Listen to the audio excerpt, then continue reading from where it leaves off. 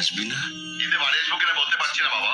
তোমার অ্যাকাউন্টে টাকা পাঠিয়ে দিয়েছি বাবা। আমার প্রমোশন হয়েছে, স্যালারিও বেড়েছে, পুরো 1 লাখ। আলহামদুলিল্লাহ। বাবা একটু লাইনে থাকো। বাবা তুমি তো বলেছিলে পিতৃঋণ কখনো শোধ হয় না। তুমি 26 বছরে আমার পিছনে যত টাকা খরচ করেছো, তুমি কি জানো আগামী 5 বছরে সেই টাকা তোমায় ফিরিয়ে দিতে পারবো? আমার এখন স্যালারি মাসে 1 লক্ষ টাকা বাবা। ও, এই কথা। তাহলে শোন, তোকে একটা গল্প বলি। বলো বাবা। তোর বয়স যখন 4, তখন আমার বেতন 3,000 টাকা। 1200 টাকা ঘর ভাড়া দিয়ে 1800 টাকায় চলে সংসার।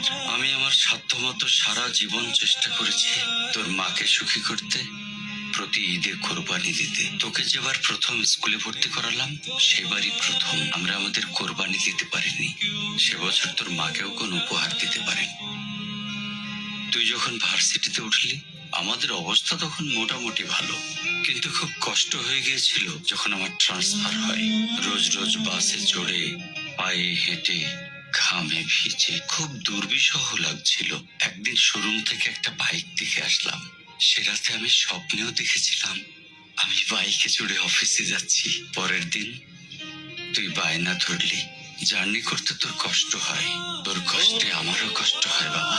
আমি বাইকটা তোকে কিনে দিয়েছিলাম। তুই এখন লাখ টাকা বেতন পাচ্ছিস, কিন্তু মনে করে দেখ, অন্য মাইনে দিয়ে ব্র্যান্ড নিউ মোবাইলে হেডফোন কানে লাগিয়ে সারা রাত গান শুনেছিস, পিকনিক করেছিস, ট্যুর করেছিস। তোর প্রতিটা দিন ছিল স্বপ্নের মতন। আর তোর টাকা নিয়ে আমি এখন হার্টের বাইপাস করাই, ডায়াবেটিক মাপাই। জানিস বাবা, তোর মাছ খাওয়া নিষেধ, মাংস খাওয়া নিষেধ। কি করে এত টাকা খরচ করি বল? তোর টাকা নিয়ে তাই আমি কল্পনার হাট বসাই। আমি বাইক চালিয়ে সারা শহর ঘুরে বেড়াই, বন্ধুদের নিয়ে সিনেমা দেখতে যাই। তোর মার হাত ধরে চাঁদনি পশরের সেন্ট মার্টিনের বালু চরে হেঁটে বেড়াই। চুপ করো বাবা প্লিজ। আমি তোমার কাছে চলে আসবো, তোমার টাকা না, আমি তোমার ভালোবাসা তোমায় ফিরিয়ে দিব বাবা। বোকা ছেলে, বাবাদের ভালোবাসা কখনো ফিরিয়ে দেওয়া যায় না। ছোট্ট শিশুর মলমূত্র মোছা যায়, আর বুড়োদের ঘরেও ঢোকা যায় না। ওকে একটা প্রশ্ন করি বাবা। ধর তুই, আমি আর তোর খোকা তিনজন এক নৌকায় বসে আছি। হঠাৎ নৌকাটা ডুবতে শুরু করলো। যে কোনো একজনকে তুই বাঁচাতে পারবি, কাকে বাঁচাবি? থাক, উত্তর দিতে হবে না। ছেলেরা বাবা হয়, বাবারা কখনো ছেলে হতে পারে না। পৃথিবীতে সবচেয়ে ভারী জিনিস কি জানিস? পিতার কাঁধে পুত্রের লাশ।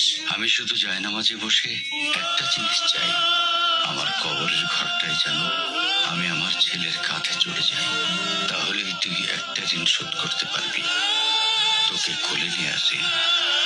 বাবা, ঈদে কি বাড়ি আসবি না? ঈদে বাড়ি আসবো কিনা বলতে পারছি না বাবা।